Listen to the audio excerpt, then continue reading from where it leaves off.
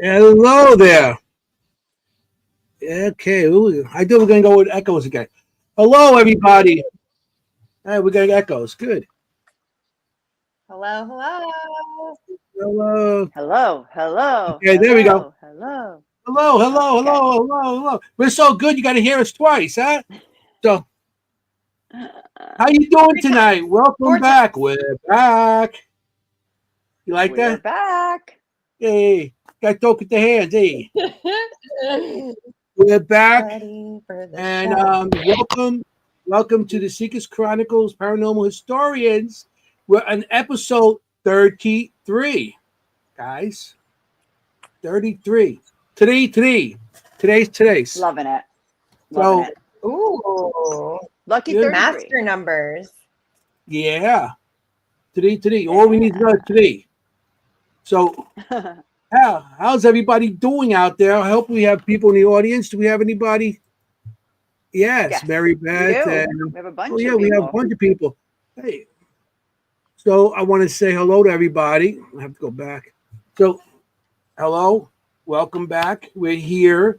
We're, you know, remember what was the thing I came up with again? I forget. Uh, oh Where yeah, where history. street meets the paranormal. Hey, I came up with that. I can't remember it. Shit. Senior, It's already history. I senior know. We're moment. gonna Yeah, have. it's We'll history. remind you every week. Remind me. Yeah, I'm gonna. You guys should do hold up cards. Hold up cards. And tonight, Cue guys, cards. every There you time I say go. cannoli, you got to drink. Cannoli Yeah, is a it's a trigger drinking word. game. To drink again. Every Yep. time cannoli's brought up on the show, you guys gonna have to drink something. I don't know. So here, Yeah. agua. Got agua. I got Kim's got our vodka my right Red there, Bull. and yeah, you've But Vodka, got yeah, your Red straight Bull. vodka. yeah, she got straight vodka there. So how was you guys' weekends? Kim, I know you probably worked. No? Yes, Aw. sir. Yes, but a happy holiday weekend. Yeah, I hope everybody had a great Yes. holiday Oh weekend. yes. Memorial Day. I Marking want to the thank official start of summer all for it. the veterans and Memorial Day is actually for the veterans that lost their lives, keeping our country free. So thank you for your service and thank you for everything. My father was a veteran, so of the Korean War, and he came back, but Oh, not too in the head. So I just want to thank everybody that served for our country, yeah. and thank you. So I know Jennie did. Jennie every weekend goes somewhere. Here we go. Here It's we go. every weekend. You look in Jennie's somewhere. If it's not a weekend, it's a weekday. She's all over the place doing something with Ghost. Yes, I She's am. You're right. And I You're like don't a ghost apologize for whisperer it. now.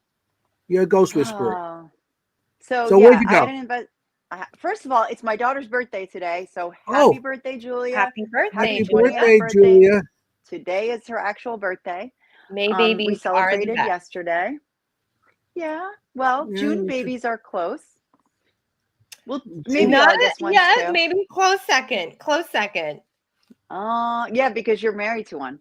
Um, for Julia. so I did have an investigation Friday night with the Moon Ladies, a Dutch homestead in New York State that I've been to, I think, twice already. Yeah, twice already. This is my third time, and I just love it. And we're going back in 2 weeks, so I can't wait. Awesome.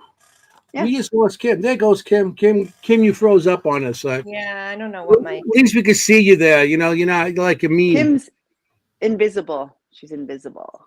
Yeah, I can see you. She's looking down at the It's like, screen. what do you mean you can't see her? I can see her. No, I'm kidding. I'm right. Can you hear me?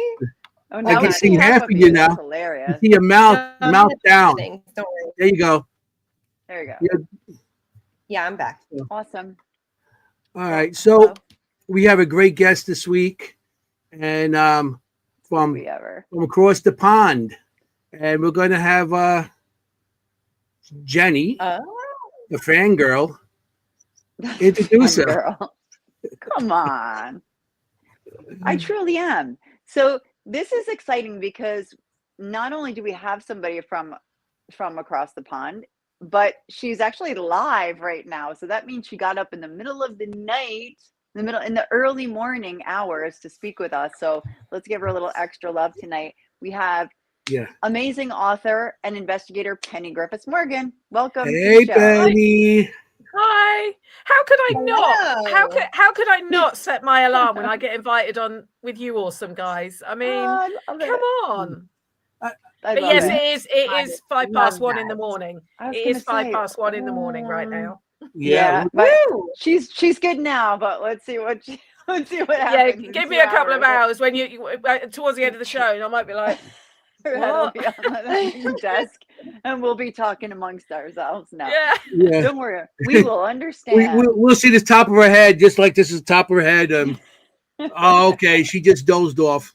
You can take a quick nap to here or there if you need to. You never know what's going to happen. You never know. On this show, no, you never know. Air horn. We'll ring a bell. Set up an air horn. Lots of welcomes coming in. Melissa says Just in case. welcome. Melissa says welcome. Todd and Carmela say I'll wake you hi. up. Penny. Yeah. No, The we let her Cocos, sleep the if she needs to. Cocos. I'm just going to answer Todd and Carmela's question. The Skittles, no. The 15-year-old discovered he liked them and kept nicking them out the fridge. So I'll have to get some more next time I come over. And the Hershey, I think I've still got 2 bars left because I hid them. So my husband and the 15-year-old couldn't eat them.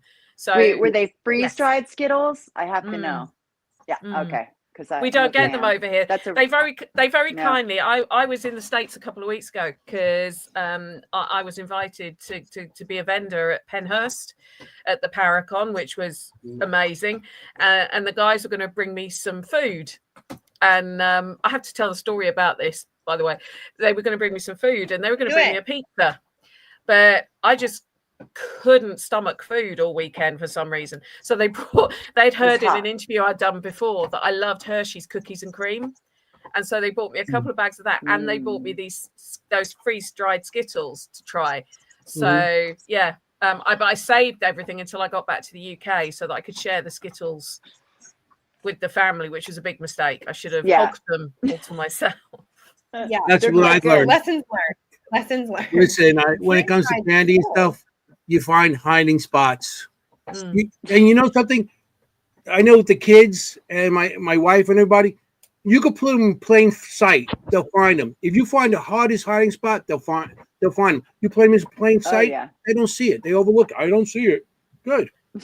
Well, I don't know whether my 15. I mean, if you hear barking or whatever, I'm not possessed by hellhounds or anything like that. I have a very vocal German Shepherd who has to be aware of where I am. But I swear, my 15-year-old has got the nose of a German Shepherd when it comes to chocolate and sweets. He can sniff it out anywhere. Can't find anything else. Anything else can be right in front of him. I can't see it. It's right there. Where? Right there. But when it comes to sweets and chocolate, oh yes, he's got the nose of a German Shepherd sniffer dog. Really. It's part of their priorities. Well, we are very pet friendly on this show, and Kimm's a veterinarian, so very pet friendly. Okay. Yeah. I have a three-legged rescue German Shepherd who is mad as a box of frogs, but I love it. He's quite a sweet dog when he wants to be. He's just lost Kimm. Mad. I know, we keep losing her. Oh, I love it. That's the best kind. Yeah, you'll probably see my cat's butt on the screen sometime during the night. So why do they always do that? Cats are always like, let me show you my butt on the screen. All right. They do. Yeah, I've when I've done podcasts with other people who suddenly normally when it's one that you can't see the video, and suddenly I'll start laughing on the audio, and you have to explain to people why you're laughing, and it is because the cat has just walked straight across the screen and done a little twerk. It's like, I'm here. So true. That's so funny. true. Funny. Yeah, we all love animals. This weekend, I end up watching my my son's dog, my I call him my grandpup. Yeah. And and my wife's my son-in-law's mother-in-law, they went away and they left their 2 cockatiels here. So besides that, I have a parrot. And so it was like when you have a bunch of birds in your house, that's a very noisy house. No barking.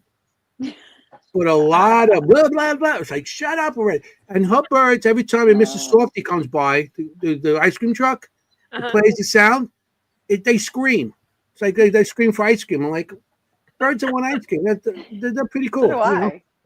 Yeah, I was like, hey, you chasing a truck down the block with the birds. But yeah, Oh my God. yeah. Mary your Beth, parrot's there's got a a bad question mouth. here. Where are you from, Already Penny? a question. I'm from a place, it's a county in England called Essex, which the easiest way to describe it is kind of northeast of London. It's one of the counties that borders London. So I'm from Britain, I'm from England, but just northeast of London. Yeah. Nice. Yeah. I'm so glad you're on with us tonight. Yeah, thank you. Yeah. I've been looking forward to it. I've been so looking forward to it. Yeah. Yeah. Same. Mm. So Same. He's gonna make fun of me. He's gonna say fangirl 80 times, but yeah, like yeah. I Well, said, yeah. I have read your books. I had read your books before the first time we talked on Anthony's former podcast when I was a guest host. And I was Yeah. like, oh, when I saw you were on, I was like, guest host. Yeah, the other host couldn't be on, but so I was like, Jenny, want to be on? Sure. Are you And kidding? I told her who it was. It was like a 12-year-old girl. Oh, And forget it. she read her books. Ooh. I know. And so ever since then, he's like, fangirl. Well, I still have to. I still find it really hard to believe. I'm just me. I'm just Right. I'm just me. I just happen to like writing. Right.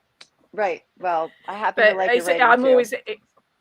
Thank you. I'm always very genuinely happy when people say they enjoy it too. Yeah, I am genuinely really, really happy. It makes, when I wrote my first book, I thought if 2 or 3 people buy it, then great. And I still feel like that when I launch a new book. If a couple of people want to buy it, then brilliant. Right. But it's more than a couple. And I still have to pinch myself. Yes. That's awesome. So what are these books we're referencing? Do you want to talk about them, How Jenny? many? How many are you on now? 6. Okay, I got released picture. 6. One. Is this all the Which one? ones? There's another one to add to that. The newest one, Becoming Peggy. I haven't updated my banner yet. Yeah, this is the newest one, Becoming Peggy. This one. Okay. I read about it, but I don't have it yet. And well, it only came out about a month or so ago, and it's my newest one, and it's sort of semi-autobiographical, because one of the things I got asked a lot by people is, why can't we learn more about you? And I was like, and so my nickname, the guys who run Haunted Magazine in the UK, Paul and Andy, they nicknamed me Peggy because my initials are PG, and it kind of stuck. And I thought you can either fight them or you can join them. So yeah, they do call me Peggy at times, and that's why I called the book Becoming Peggy, because Peggy's like Sasha Fierce is to Beyonce, Peggy is to me. And it's that one. So it kind of talks about where I kept some like major life events, things where I grew up. So it's still a mixture of history and paranormal, like all my books are, but it's not. It's all stuff that's very, very personal to me.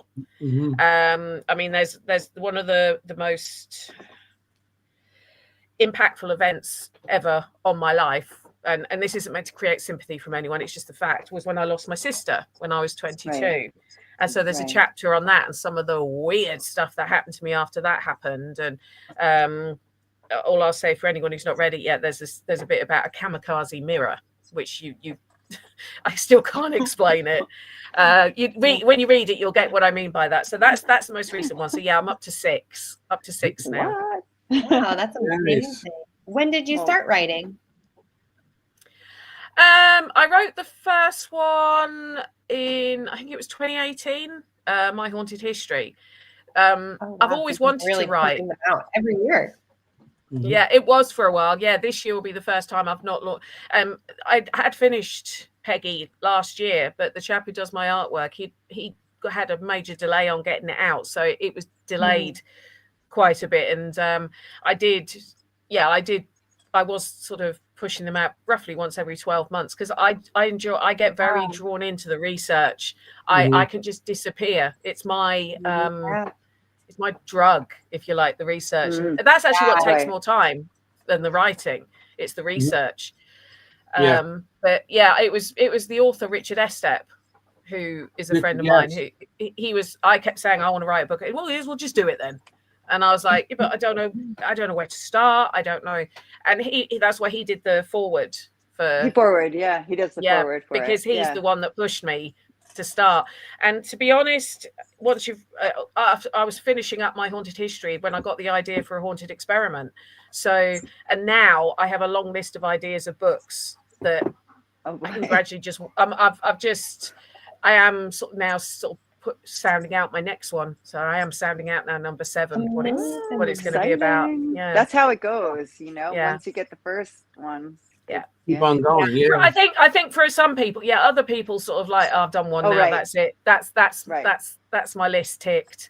But no, for me, it's a bit like tattoos. I'm just going to keep going. Until I can go no more.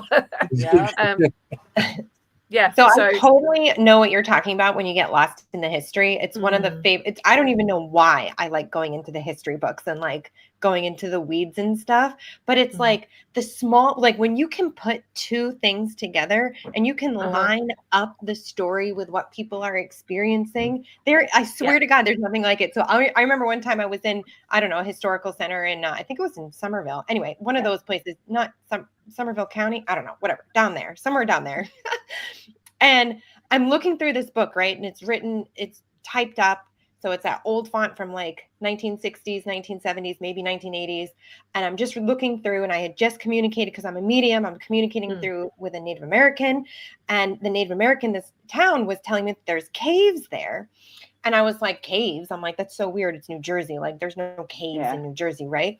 So literally, as I'm in this historical center, I'm turning the page and it says Indian caves, because that's what they called them back then, but Indian caves of Mountainville. And I literally jumped up in my seat, and everybody's like all in their research. And it was so exciting to me. So I totally know what you're talking about, Penny, when you're talking about like getting that information, which is there. You just have to put the time in and put the pieces together.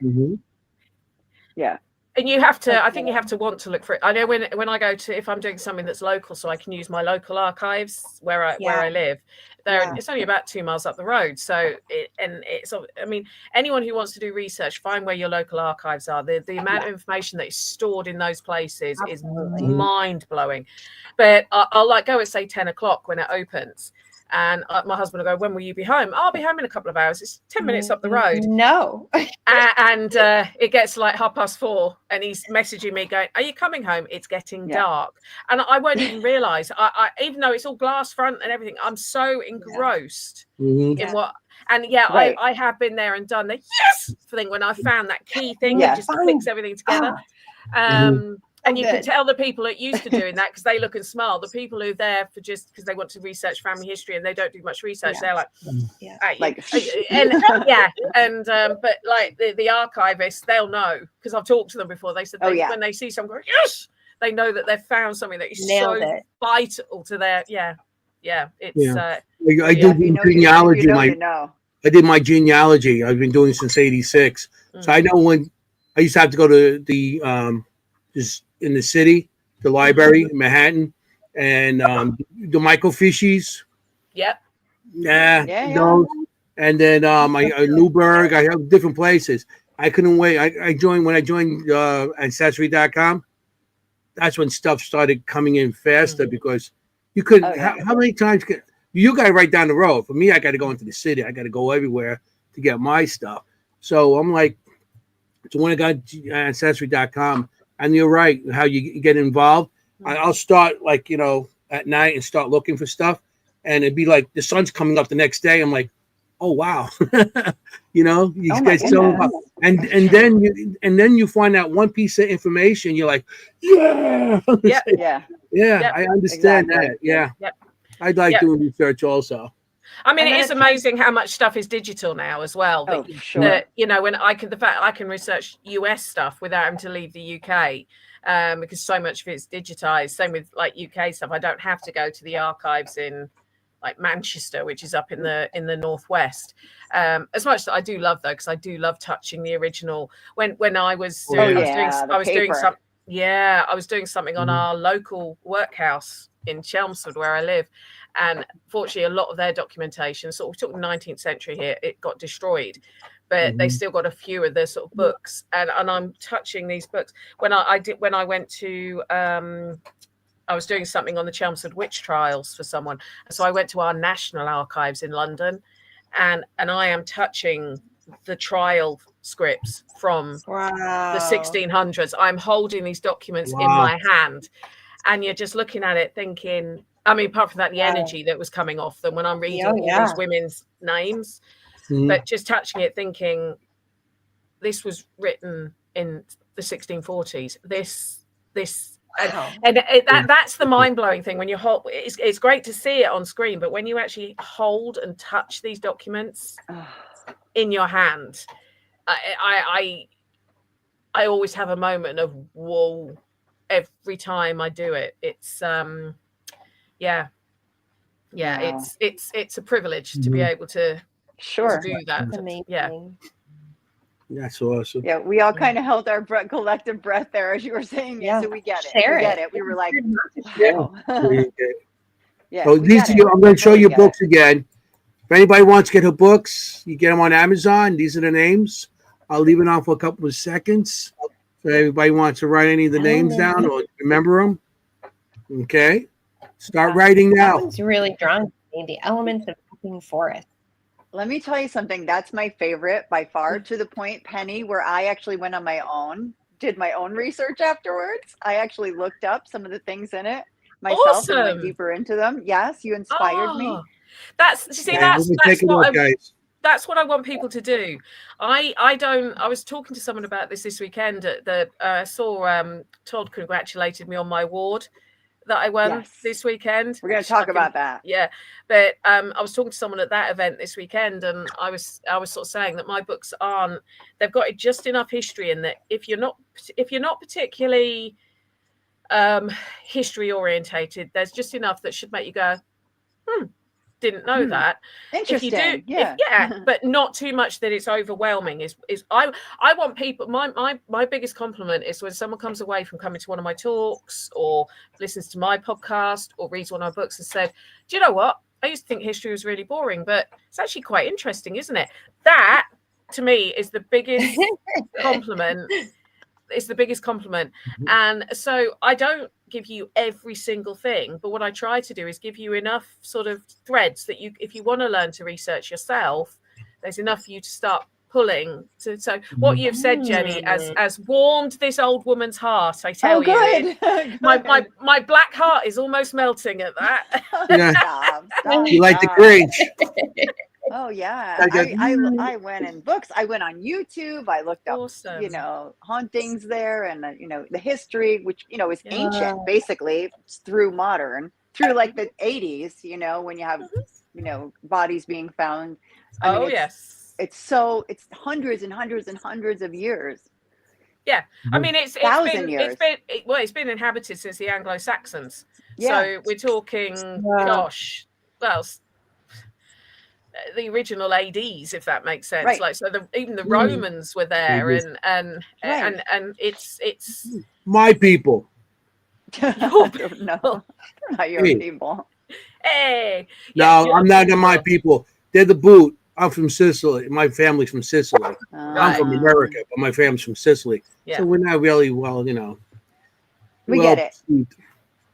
But yeah, that's what I love. I mean, I know a lot of people, and they say to me, "You're so lucky in England that your history goes back such a long way." And I'll say, "Well, so does yours. Ours was documented. Our documented history possibly goes back further. Yeah, everyone's history. There was a history there where it's just not been documented." But no, Epping Forest was the reason that book came about. If you're interested, is the first episode I did of Help My House Is Haunted. I didn't know what they'd need. I didn't know what they'd need. So I like to over prepare. and I came with this stack of stuff that I'd found out about the area that they were talking about, and that was part of Epping Forest. And it was Jane Harris, who is one of the presenters on that show, who wrote the foreword to Epping Forest. She was leafing through it. She's a good friend of mine, and she was leafing through it, and she went, "You need to write a book on this place." And Epping wasn't my next book that I was planning. I was planning something else, and I just thought, "Oh, she's right, actually." So that's where, because I've found so many things out that weren't well known, and I thought that's what I like to talk about. I like to talk about the stuff that people may not have heard of, and like the story of the lady in there with the 2 children and the stream, and a lot of people were sort of very anti her when that story was on Help, and the medium was like, "Do you not realize she was trying to help them? It may seem she wanted to take her own life as well, it just didn't work. She wanted to go to the afterlife with them." And you know, we had no medical services that back in the late 1800s. She and her story, as you've read the book, I do a lot more of a deep dive on what happened to her, and you've got to read it to find out. I'm not going to spoil it as to what happened to her. I highly recommend this book. Yeah. and I, like I said, I did a complete deep dive into the history afterwards. I was all over it. I was, you know, the bubonic plague and the social distance, the natural social distancing people did there. And I went way, way back. Yes. Yeah. See, that's what I love people to do, is once you discover that love of learning and that love of researching, it won't leave you. It won't leave you. Yeah. Okay. Just won't leave. It's awesome. You were in a show. You did a couple of times in a show. What show was it? What episode? So if anybody in the audience wants to check it out, check it out. Help, My House is Haunted. My House is haunted. I love that show. Thank you. I've done 9 episodes of that one now. Okay. So I honestly can't remember all the different ones I was in of it. So I've done 9 different. What they tend to do is they have Help My House is Haunted and then Celebrity Help My House is Haunted, and they have a different historian for each episode in a series. So I can't remember now which ones I've done. One of the ones that really sticks in my mind was a sort of celebrity in the UK called Jake Quickenden, and his episode, I found out that his house, brand new build, was built on the site of this old farmhouse that dated back to the 1500s. And they discovered, when they were doing some work to this house in the 1930s, they found this fake room with a ceiling, like a hatch in the ceiling to we'd call it a loft, you'd call it an attic. And when they sort of thumped on it to see the body of a Civil War soldier that had obviously died there during the Civil War, fell out. And this wasn't documented, but I found this article about it. And interestingly, the stuff he'd been seeing, Civil War soldiers from our Civil War in the 17th century. And he's thinking, what? Like, I got a brand new house and I'm seeing Civil War soldiers. Yeah. Like, what?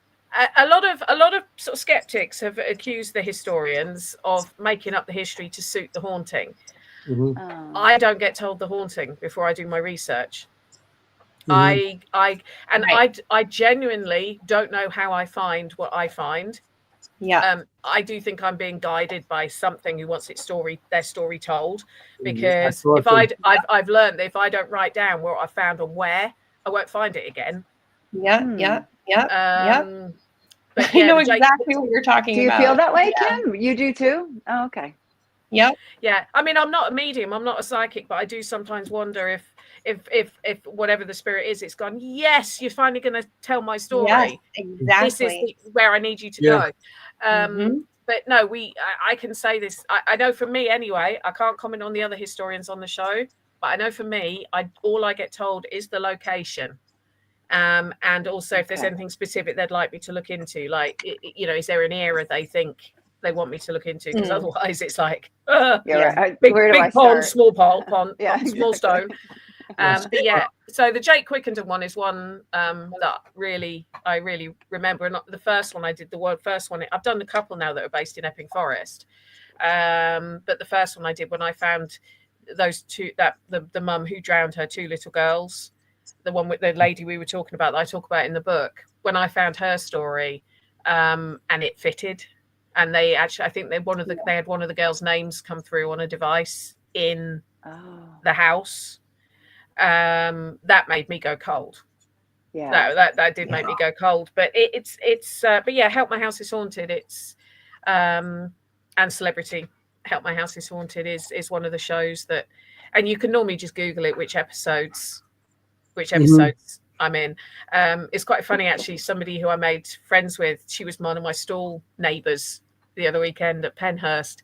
She doesn't watch stuff like this, Wendy, and she sent me a message saying that she decided to Google it to because she missed me and she wanted to hear my voice, and she found one of the episodes I was in, and she's sitting there watching it, and her partner comes out and he goes, "What are you watching this for? You don't watch stuff like that." And then suddenly sees me and goes, It's Penny, it's Penny. She goes, "I told you." So good.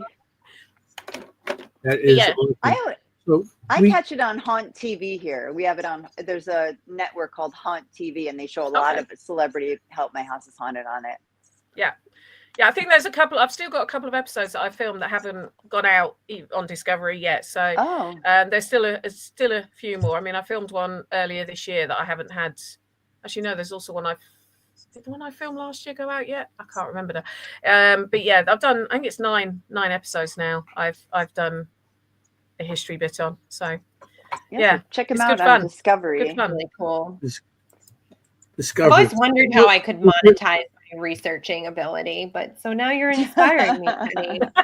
She's like, now I just have my, she's gonna my forget all YouTube about us. videos Forget of the history I found. But I love researching, and it's the strangest thing. Yeah, I mean, I would do that even in my studies, but I completely understand. I don't know why we enjoy it so much. Like the mediumship, I'm like, yeah. But like when you can find, I swear, it's just the best.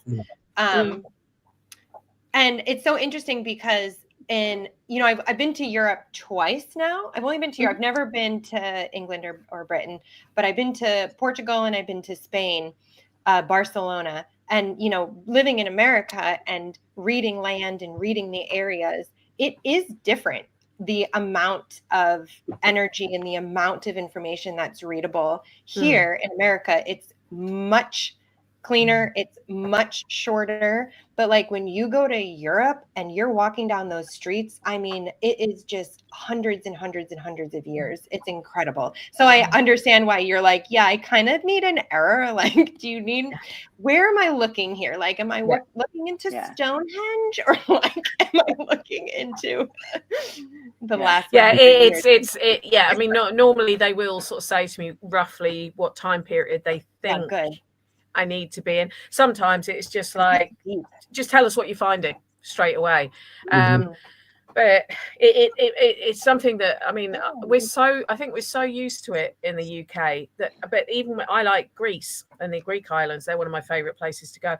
Their history is even older than ours. And it's like when friends in America say, this is a really old house. It was built in 1901. And I'm like, hold my drink. And then I go to the Greece and I say, this building's really old. It was built in 1322. And they're literally like, hold this ouzo. It's kind of exactly. It's all fascinating though. It isn't a competition. Well, it isn't a competition. Yeah. But we're still a baby state. No. We're still like, baby in the United States, we don't only go back a couple hundred years where you guys are, even though we do have history before, like you said, a lot of undocumented history that we do have that they're coming across every day, like Vikings and stuff like that. So, I mean, in America, the density of it is different. It's just the depth is just different. One of my all-time thing is going to England or anywhere, England, Scotland, or Ireland, and going to a castle. That'd be my ultimate thing. We have a few of those. Yes. Castle. I would love to be in a castle. Can I just say, I've just seen in the comments people saying pray for Liverpool. What has happened in Liverpool has shocked everyone. I can say as a Brit who lives in the UK, I mean, I don't know if you knew what had happened. Yes, Anthony, but Liverpool, there's a football club, soccer, and somebody basically decided to drive into a crowd of people who were happy and just plowed through them, and they're not telling us. There's no reason for it. He's been arrested. He was a 53-year-old white male, they're telling us, and he's been arrested for sort of dangerous driving, attempted murder, and drugs. But there's some of the pictures you're seeing, like of a child stroller caught under the car, things like that. At the moment, I don't believe anyone's died from it, but it was a moment that should have been. Everyone should have been jubilant because their football team, soccer team, had won. And you've got some maniac, for a reason known only to him, decides to drive into the crowd. And it's. I was just saying the pray for Liverpool. I presume that's what people are talking about. It's rendered quite a lot of us. I'm not a soccer fan. I'm a rugby girl, but it's like it's quite up there in the news over here. I haven't been watching much TV. I've been babysitting the last couple of days. I've been watching Mrs. Rachel and all these kitty shows. Miss Rachel. Yeah, my mind is like Google Gaga right now. That's good. Ours was Peppa Pig back in the Peppa day. Pig. Yeah. That's before my time. Sorry to change the subject. It's just I've seen the comments coming through. Of course. And obviously it's a thing it's in my country. I mean, so Liverpool's quite a long way away from me, right? But it's still something that happened. I understand that. It's terrifying because it could happen anywhere. And unfortunately, we're a little, we have so many acts of senseless violence here in our country that, we're like, unfortunately, some of us get desensitized to it, and you can never do that. It's just, like you said, it's a stroller, I mean, it's just the why. Yeah. I mean, they ruled out he wasn't a terrorist quite early on, but it's like that, but it doesn't even help, does it? Yeah, but why? No, but it's something that's hitting. I'm kind of quite surprised it's hit the news at your end as well. I didn't, but it's been headline news for a couple of days. Was that just me? I got lost out there, or what? Or was everybody? Are you back? No, just you. Yeah, everything went frozen on me. I don't know what happened. It's been blipping out at my end quite a lot. Everyone's dropping every so often, and usually I don't have that problem. But okay. Anthony, what did you do? Go get a cannoli? No, I did not get cannoli, and that's a double drink. We drink when we say cannoli. I sussed that. I sussed that earlier. I was drinking while I was in the green room as you were saying it because I was laughing. I don't know when this started, but I'm here for it. We're gonna have drinks now. Every time cannoli's brought up on the air. There we go again. Here we go again. I didn't even give myself a lot of water today. But right. We're gonna have to start Drink talking your water, about. Mary Beth. Yeah. Let's talk about. Do you want to? We didn't ask this question. The big question. I know from the back of your books and the beginning of your books how you got started in the paranormal. How'd you get started with the paranormal? I know you probably got history all your life, but how'd you get started with all that? Oh, you want me to talk about my sister's story in the old barn, don't you? And the barn, what you saw with your sister. It's in the book. You got to buy the book. No. Well, it's mentioned in that one, and it's mentioned in the new one as well. Okay, so there's a lot more about this in my new book, Becoming Peggy, than sort of how I got involved. It's a lot because that one is and it really struggled with. I really struggled to write about myself because I'm sure that's not me. But basically, all my life from a young age, I thought there was something else going on. If that's the best way to say it. I'm not a psychic. I'm not a medium, but I did hear things. I did see things that I couldn't explain. A lot of children do, don't they? They still have that sight that they can. And we lived in a very sort of little village in Norfolk, which for those of you who don't know where Norfolk is in the UK, if you look at a map of England, you know the bumpy bit on the side. I always say it looks like a bum sticking out. That's where Norfolk is. And it was a tiny village, and there was only about 200 houses there. So my sister and I would walk our dog a lot. And now I must have been about, I'm sure I must have been, I'm trying to remember this because someone asked me, I must have been about 9 or 10 when this happened. And there was this derelict old barn in the village that, you know, when you're kids and you dare people to look into the haunted house that you walk past, all that, that's this barn. yeah. It was dark, it was derelict, it was padlocked, like a rusty old padlock. It was, you know, a kid's horror story, just stood there. Anyway, we would dare each other to look in, and one day we were looking through a sort of a crack in the door, and there was this light, and the only thing I can sort of equate it to is it made me think of Tinkerbell from Peter Pan.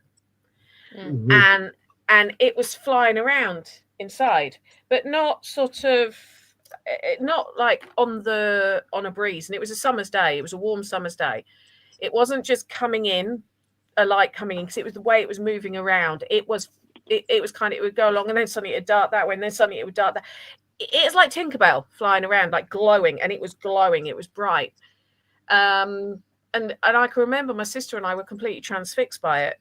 We couldn't stop staring at it. And then the next thing the last thing that happened was it flew directly at where I was staring in through the door, hovered there for a second, and then disappeared just like that. Whoa. My sister and I couldn't move. It was like we'd been hypnotized. And the weirdest thing was I don't think I had a watch on. My dog was asleep at our feet. So we must have been stood there for a lot longer than the 10 seconds it felt like. Now, I didn't think about it much. We said we'd never talk about it because it was so weird. But as I got older and obviously got into all this kind of stuff, I did start looking into what it could be. And we don't have insects that glow like that in the UK. It wasn't light coming in the building because the way it was moving. I don't know what it was. And I've had a few people say, could it have been a fae, like a fairy almost? Yeah, right. And I was like, I don't know. That's why I say the thing it reminds me of is when you watch like Peter Pan and the way Tinkerbell glows and the way she darts around. That's what, and it was after that experience, I just thought there definitely is something going on that I can't explain. And it stuck with me ever since. Wow. And you both saw it. That's what strikes me about that. Yeah. Whenever cool. more than one person sees the same thing, that's always fascinating. She was stood there with me watching it. I mean, obviously, unfortunately, we can't ask her about it, but I just say it was something that made me go, yeah, there is something that we can't explain. And you really never talked about it. What were your feelings that you had then? Were you afraid or were you curious? Because it's interesting, like as you're talking about this light, I'm not getting the sense that it would be a spirit. It was almost like either a spirit guide that was activating, and because the time loss is interesting. That's not something that spirit would typically cause.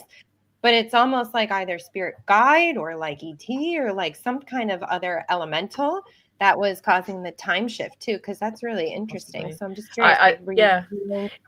Fear. It wasn't so much fear, more.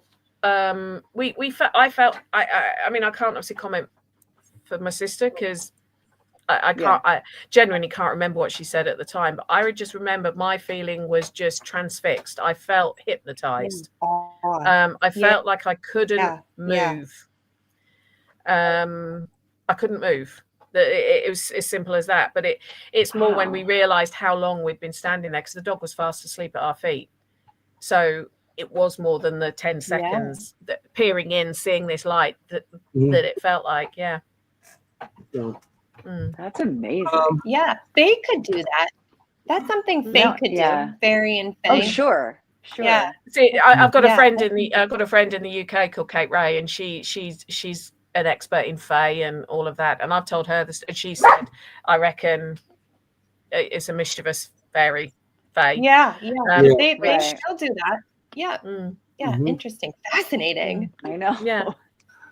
First experience. Tangible. We got some pictures, and we're supposed to be talking about a location tonight. And he's frozen.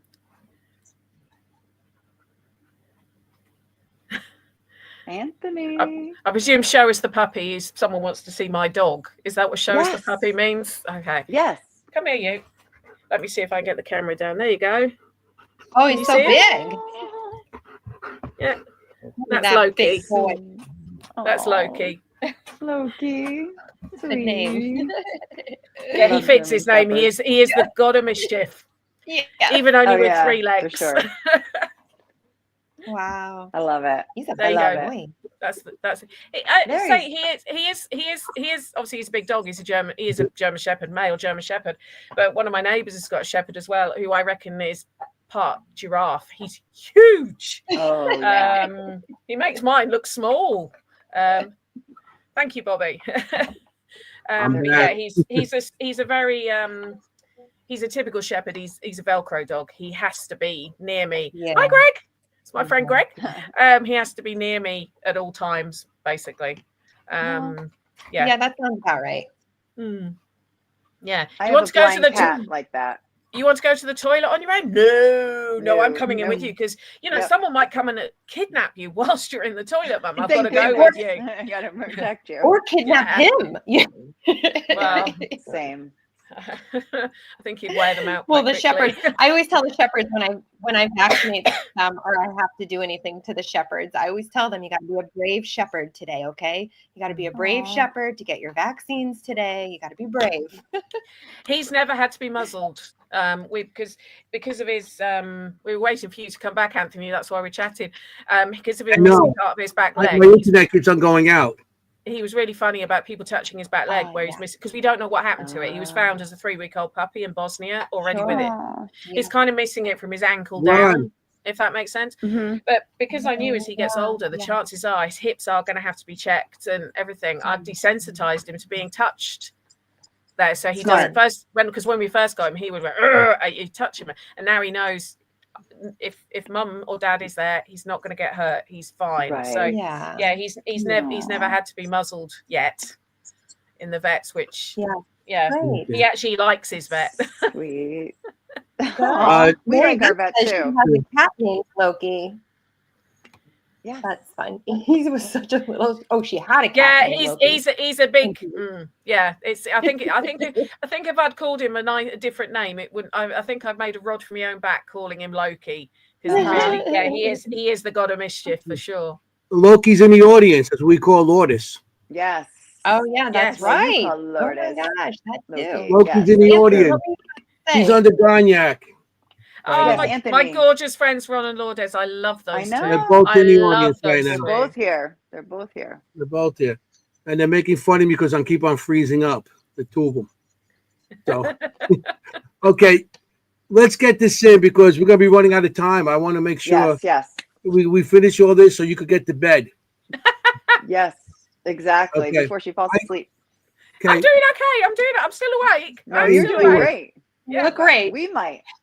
I'm on my third Red Bull, so I'm doing pretty good right now. I'm going to throw an aerial shot out if you want to talk about this place. Do you want me to talk? Uh-huh. Okay. Yeah. Yes. I don't know anything here. This Is is that from the your place? first book. Yeah. So what? I don't know how much information you want me to give on it.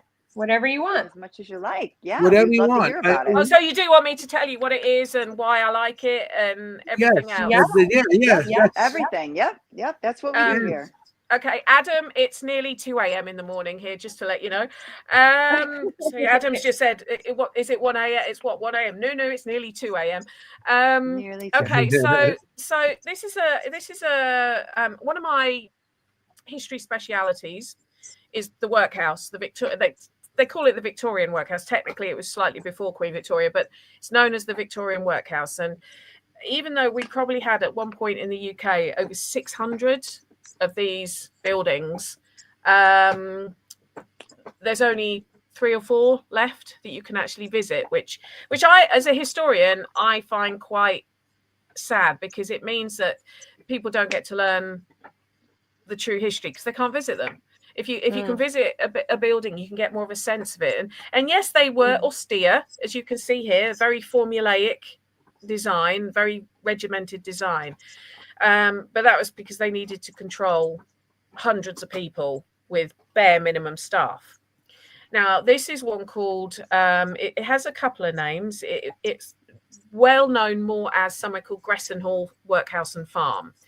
So it's a workhouse in Norfolk. Again, remember the bump on Britain's backside, and it's part of the area called the Mitford and Launditch Poor Union, because when the workhouse movement was formed, one of the differences was, whereas before 1834, you had what they call parish workhouses. So you'd have the parish of whatever, it was their responsibility to look after their poor. So you might have one parish workhouse had 3 people in it, another one might have 500, depending on the size of the parish. And also some parishes, I mean, you must see it in the States, some areas do have a higher, say, proliferation of elderly than others. Well, if you've got more elderly, there might be more demand on the services because they might need care. So they decided that maybe it would be fairer to put loads of these parishes together so they combine their resources and build a central hub, a central workhouse. And this is one in Norfolk, and say it's called Gresson Hall. It was originally built in 1830. Well, it was originally turned into a workhouse in 1836. Before then, it was actually one of the earlier versions. It was known as a house of industry, which aren't as common. And then when the rules changed after the 1834 Poor Law Amendment Act, it became the Gresson Hall Workhouse from 1836. And it stayed as a workhouse until 1948. Not that one. That's the British School. It stayed as a workhouse until 1948. One of the couple of interesting things about it, in 1917, it held 50 German prisoners of war from the First World War, which actually quite a few workhouses did. That makes a lot of sense. Yeah, Kimm did a reading. She did a reading, pre-recorded readings. I love it when psychic mediums say that to me. That makes sense. I know. Like, oh, what did you find? So yeah, in 1917, and they would have been repatriated back to Germany around 1919. Also, they actually built some additional cottages in 1853, whereas when you went into the workhouse, everyone was segregated. So children would go off in one bit, men would go off in another, women would go off in another, and they'd differentiate between if you were able-bodied or not. And a lot of people, oh, that's awful, husbands and wives were separated. Well, why do you think they separated them? They had no contraception. They wanted no more babies. They didn't want more babies to handle. So, but then in 1853, they started saying, well, if you're an elderly couple, you can share if you want to stay together. And they built these sort of small cottages called Cherry Tree Cottage at the workhouse. And I've had a few experiences. That's it. That's the one. Yeah, that's Cherry Tree Cottage. Very nice.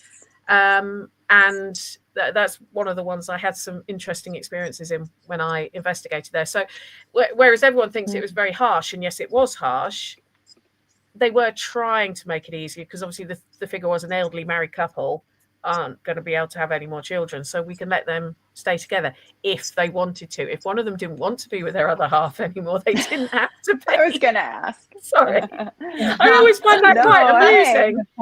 You don't want fights either. No fighting. No. I love that you bring this up about the workhouse, because I just recently went to Trans-Allegheny Lunatic Asylum for the first time. And one of the things the guide said was, try to understand, some people did get better. People don't talk about that. No. They don't talk about the people who did get better, who needed to be here, who did benefit from being here. And it's not all darkness, that kind of thing. So, I mean, think about it. There was a farm right next door, right, where they worked the land. They were fed. These are very, very poor people. So it's not all, we have this awful view of it. But I love that you bring that up in your book. It's not something I particularly want to have to use myself, because I like my independence. But, there's an awful lot of people, oh, it's awful, they were thrown into. No, you were never thrown into the workhouse. You had to be admitted. And, it's it's very well saying, well, couldn't they have just given them money so they could stay outside? Well, they used to do that, and they couldn't afford to do it anymore because, you know, they it's not like they had computer systems to regulate who got what, you know. And yes, the diet wasn't great, but then again, it was designed to be. They didn't want people wanting to go in there. They didn't want you couldn't you didn't want to go in there. It was your last resort. And so that's why they made it as unpalatable as possible. It's also why they created such a stigma about the workhouse, because if you create a stigma about something, a lot of people go, oh no, I'm not going to do that, I'm going to do that. So it is the ultimate, you're kind of forced in. I mean, I have my own personal family story about the workhouse, which you've probably read, Jenny, that I think it was my great-grandmother on my father's side. Her husband died they were in their 30s. He was a foreman in a steel mill up in the northeast of the UK, and he died unexpectedly. They, at the time, in sort of 1920 something, they didn't really know what it was, but looking at it now, I would say it was fibrosis, because he worked with steel. I think it was, you know, like a lung cancer from that. But and she was given 48 hours to get out of the tied cottage that was part of his job. 48 hours with 3 children under 6. Wow. Her mum lived in a 2-room built apartment. She was like, I can't have all 4 of you living here. And so she decided that she was very good at sewing. And so she went to what would have been the poor union and asked for a loan to buy a sewing machine so she could make money whilst the kids were there, because she couldn't go out to work because she had 3 children under the age of 6. And they said no. They said your only option is the workhouse or nothing. They wouldn't give her this out relief. She basically was like, well, no, I'm not doing it. And so found herself a job as a housekeeper for a gentleman who said she could live in his house with her 3 children, and they ended up getting married. But the point was, it's like a Jane Austen novel, isn't it just? Isn't it just? And it's a true story. The good one. But she, you know, the point I make is that when people think you're forced, well, she didn't want to go into the workhouse. She had to find another way of doing something. I don't know. Everyone was that fortunate, but it just shows that it wasn't. They basically made it as bad as possible, so that you would look at every single avenue first. You wouldn't just use it as a crutch, I suppose. But yeah, the food. So, I mean, when people look at the diet, and there was a mandatory diet set for people in the workhouse, that it was set from like government, so that they knew that this was all stuff that evolved, because there were scandals to do with workhouses. There was a big one called the Andover scandal, where the master of the workhouse there was stealing. You would get given the correct allocation of food for how many inmates you had. He was stealing it, selling it. So some of the inmates were starving, and they were basically peeling rotten marrow off bones that they were crushing because they were so hungry. They would eat potato peelings because they were so hungry. And it was this nasty piece of work master. So they did start to sort of, they learned their lessons over the years of how to make it a bit fairer. Some of the inner city workhouses were not great, but then again, a lot of inner city can be like that. But some of them, they stop these people starving or freezing to death at the end of the day. I mean, when you've got someone who, you know, that in Norfolk, there are tales of people just living in the hedgerows when they had no work, because they were too scared to get admitted to the workhouse. Which is I think is really, really sad. I mean, I understand making it hard so that people didn't think it was an easy option. It wasn't a hotel, far from it. No. But I just think I think we don't hear enough about the people. There is a common misconception that the only way you ever left a workhouse is in a box, i.e. dead. Wow, that's not true. I've looked at the logs. I mean, I've not looked at every workhouse in the whole of the UK. There were 600 of them, but I've looked at the one for Chelmsford where I live, and I can't remember what percentage it was, but I'd say the percentage of people who left because they were in a box, 20%. for the 3 years I looked at. You could discharge yourself at any time. You could ask to leave at any time. It's not a prison. Exactly. It wasn't a prison. And actually, the only reason it took people 2 hours to leave on average was because their possessions were stored off site. And it took them that, obviously, we didn't have cars then. So they'd have to send a horse and cart to get their possessions and bring them back. And you could leave. There was no, the only rule was if you came in as a family, you had to leave as a family. A bloke couldn't just leave his wife and kids at the workhouse. And yeah, bloke. I like that. Bloke. Otherwise it would happen. So bloke, man, husband, bloke. Father. Bloke. Yeah. Geezer, dude. Geezer. Bloke, tomato. Dude. Tomato. Kimm, why don't you play what she you know before you went ooh, so you guys so she could go love to. ooh. Well, Please do. Well, we don't tell Kimm anything. I send her a couple. be I fair. send her 2 of your pictures, and she did a reading Right. on. But we don't tell her anything, just like you don't get told anything. Yeah, for she that didn't show. know you Like, from the nothing. UK until She today. doesn't know the guest. She doesn't know the location. She No, doesn't know anything. And then This is what I love is because what you're telling me makes so much sense of what I was seeing. Brilliant. So this is let's hopefully do it. more of this will make sense to you too, and you can help. Okay. Okay, we have another location for our guests this week and for our viewers. I was given 2 photos, 2 black and white photos. This looks like the front of a brick or stone building. And as I tap into this location, something here about a royal guard. Either there are officers on guard here, or this would be a place of a police station. I'm also, gosh, this is quite a depressing, isolated place. But I'm seeing people isolated in rooms for quite a long time. But there's a sense of like hopelessness or separation. They're kept here. Feels like a prison. There's just a melancholy here. So if you went into this building or near this building, there's just a sense of melancholy. Where I'm really feeling this is I almost feel like I wouldn't be able to leave here if I went in. Saying that I'm feeling this quite early is interestingly, I'm seeing individuals, seeing men in tweed, and I'm seeing women in long dresses. I'm also seeing small eyeglasses on people. It's very small circular eyeglasses. Although I think it has been used for the 1900s, but I'm not feeling like the scene that they're showing me is 1900s.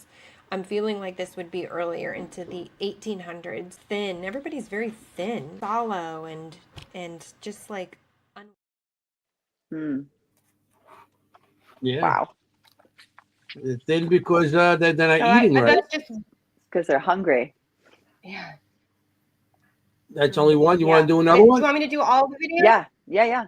Or you want to share anything on that, Penny? I guess I'm making notes. I'm making notes as the video's going through, so it's up to you. Go ahead, continue through, because I don't want to. I'll make sure you got your things. We got more things. So.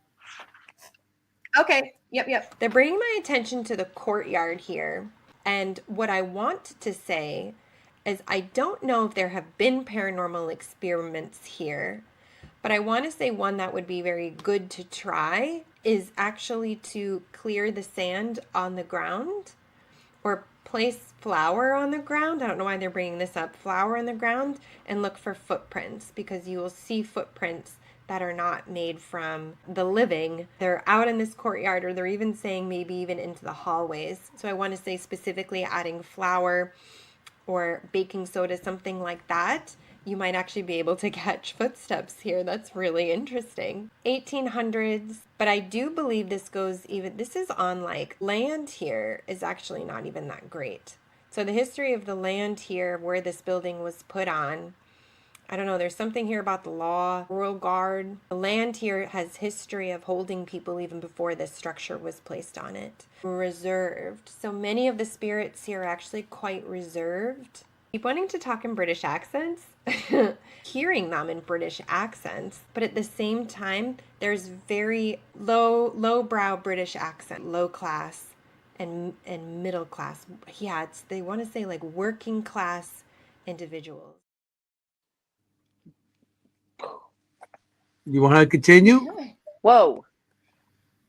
You want to? Sure, there's one more. Okay. He wants it to continue. He wants you to continue. Yeah. Yeah. Loki's like, And go. then I have this other picture of this machinery.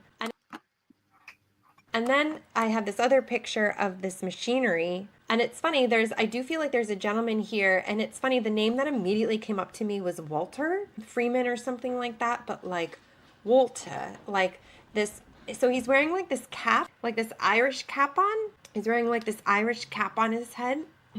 Workman-like. I feel like he is in workman's clothes. He has tools. So I feel like he would have been somebody who would have repaired things in this property. I feel like there's a lot of heat associated with this. I'm not quite sure what this is, but I'm seeing heat and like fire, incinerating or something with heat and fire. So again, there's something here about the sound of tools. So I don't know if you would hear banging, like metal on metal banging here in this area. He definitely has full range of this property. He definitely can go multiple places. He is a larger gentleman, but I do feel like he's leaner in size. Everybody here is just like leaner in size, but he is taller, middle-aged, but he is a worker, and he lived and worked here. I also want to talk about an accident that happened here, and they're actually showing me like an injury to an arm.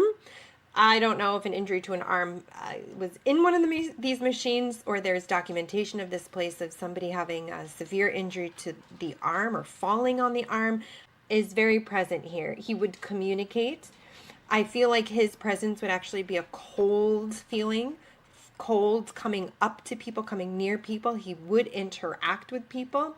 There is still that, and he would have died here. I almost feel like it was a heart issue or something. It was a sudden passing. I still feel like this is a very busy area. I'm seeing a lot of people working in this area. Again, workman level, working class people. These are not necessarily high class individuals who would be in this building. And it's interesting, they want to talk about a very famous female who spent time in here. And I don't know if she wrote poems or if she wrote a book, but they want to bring attention to her. An A name is coming up with her. Could be Alice. But I would be interested to know if there is a writer or an author who's associated with staying in this building. That completes the reading here. I can't wait to hear the history. So, Okay. I'm going to explode. Okay. So you That's so didn't crazy. you didn't know it was a British building that you were being sent. I take it. No, Kim. she didn't know anything. No. This Okay. is before I we don't even. know. Yeah. So She I'll does them touch well on in advance. obviously. So you touched the British thing. Obviously, spot on. The lower class accents. Yes, again, it would have been working class people were more likely to go in there. The interesting thing, the other picture you were looking at was the laundry building. It was the laundry. That furnace type thing was part of the laundry. So and what's I don't know about any famous women who were based there. However, I've written down that you said the name Alice. When I did an investigation there, that was the name that kept coming through on our spirit box. The name Alice. That name kept coming through. So it was I wrote that down that you said that. So obviously the heat, the fire, busy. I absolutely hate the laundry area at Gresson Hall. I want to run out of it the minute I run in. There is an energy in there that I think is male. And this is, that's just part of it. That's just one tiny part of the laundry area. There's a massive bit next door. There is a male energy in there that hates women. And I felt it. And interestingly, one of the investigations I did there, we were using like night vision goggles, and we had a male leaning over us on the table. We could see it through the goggles. Tall, right? But tall. I think so from memory. Yeah, but he I just hate it in that area. Even when I first visited there as a museum, sort of 13, 14 years ago, I walked in that area. I remember with my mum, and my eldest was about 2. He proper looked like Oliver Twist back then. I hated it. I had to walk out because the energy in there was just so oppressive. I felt unsafe. I felt unsafe in there. So I don't know of any specific arm injuries or whatever, but we're talking a 19th century laundry facility here. It wouldn't surprise me. It would not surprise me. Yeah. Any kind of movement on a machine could, take off an arm, a finger, or even kill you. Yeah, exactly. Exactly. What you mentioned about the sense of depression, isolation, hopelessness, etc. Yes, that is a lot of the words that people would use because they'd had to go into the workhouse, and it was the ultimate shame having to go to the workhouse. They would feel that it was hopeless. They would never get out. They would. It's not that they were told they could never leave. Quite the opposite. But it is kind of like the last resort, and it wasn't until sort of later on in the 1800s that they started almost having work programs for adults to try and find work, because it was one of those catch-22s. You go in there because you haven't got any work, yet you're not allowed to come out to find work. What they did used to do is with and this isn't necessarily a good thing, with the children, like once they got to about 14, 15, they would try and place them in like service, so like maids and everything else, to try and get them off that poverty trap. But for a lot of adults, it probably did feel they were never going to leave. They would never, and it would be down to a family member to say, "I found you a job," for them probably to have the money to then leave to set themselves up. So for a lot of people, yes, they would have felt, and they were separated from each other. As I said earlier, they were put into separate blocks for control. That is why it was to control them. The outfits you have seen, yes, they had a uniform. They would have what they call workhouse clothes. Now, I don't think the men wore tweed, because tweed would have been quite expensive, but it was kind of a very rough kind of fabric they would wear. That was wool. It was to be very long wearing, because obviously when you left the workhouse, you gave your uniform back so it could be cleaned for the next person. And again, this sounds quite barbaric that they made them wear a uniform, but most of them came in, their clothes were falling off their backs because they were so, they came in barefoot with clothes that, for some people, it was the only time they actually had clothes, so they did have a uniform, and the women did wear sort of like ankle length dresses with a pinafore to keep their clothes clean. They were working. So yeah, a lot of that makes an awful lot of sense. The courtyard thing and the flower and the footprint, I've never tried that because it's a museum and they'd probably be a bit funny about it. Oops, I spilled my flower. Oh, sorry. Yeah. However, let me tell you one of the things that happened to me in Cherry Tree Cottage, the bit where the elderly people were put.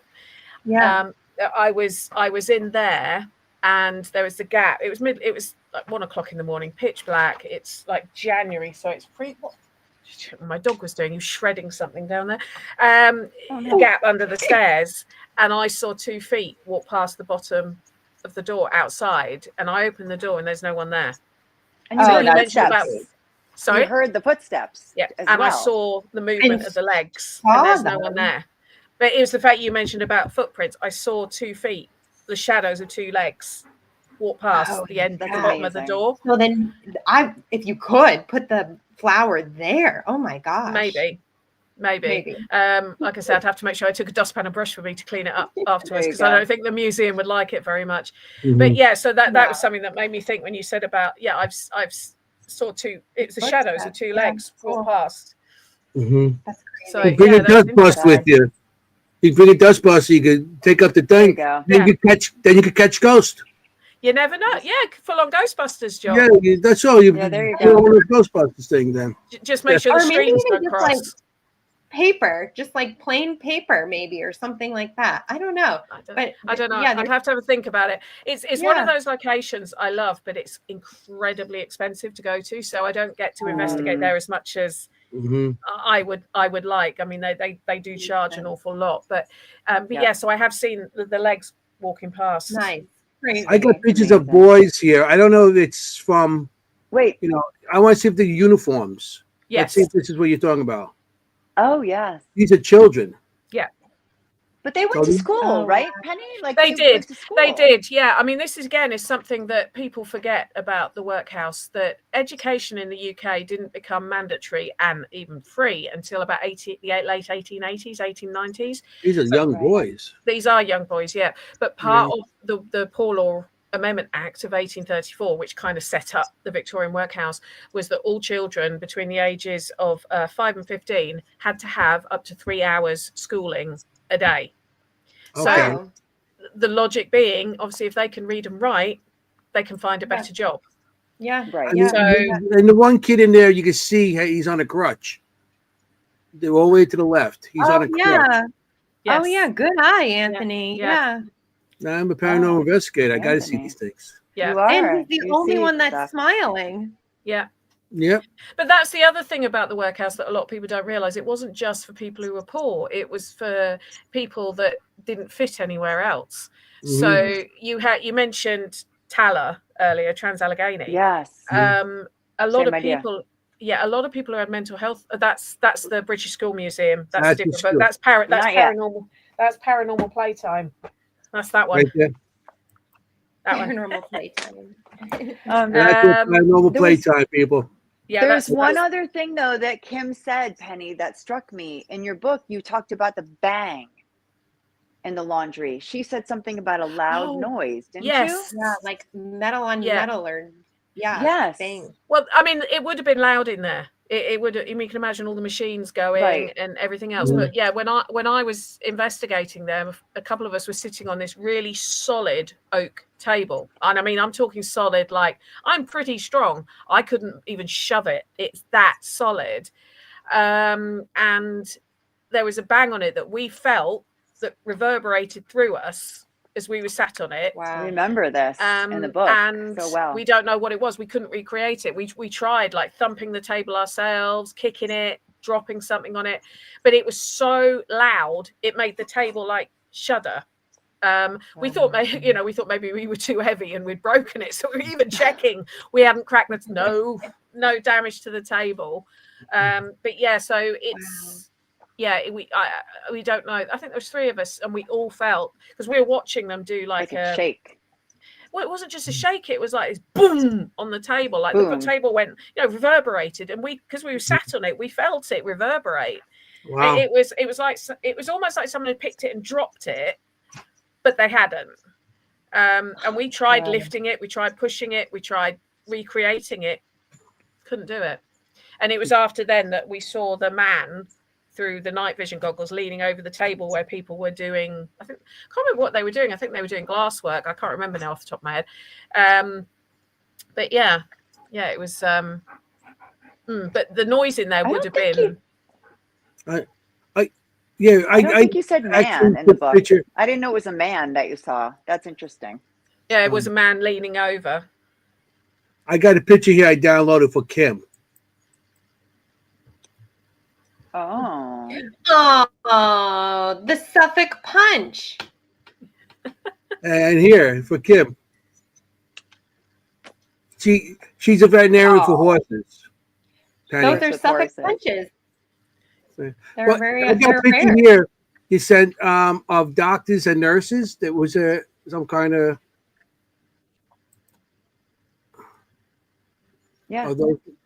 anything Well, like that. there would have been an infirmary there. I think the infirmary was one of the reasons people also went to the workhouse was, I mean, obviously we have free healthcare in the UK, the NHS, the National Health Service, but that didn't come about until after the end of the Second World War in around 1948. So before then, if you needed healthcare, you needed to pay for it. And obviously, if you're poor and you can hardly afford to feed your family, you're not going to be able to afford to pay for healthcare. And that was actually something else that the workhouse offered. It offered people a form of healthcare. Now, it was pretty rudimentary until about the 1860s. In fact, they had paupers from the workhouse working as nurses, and their payment was alcohol. So you can imagine the kind of nursing they were giving.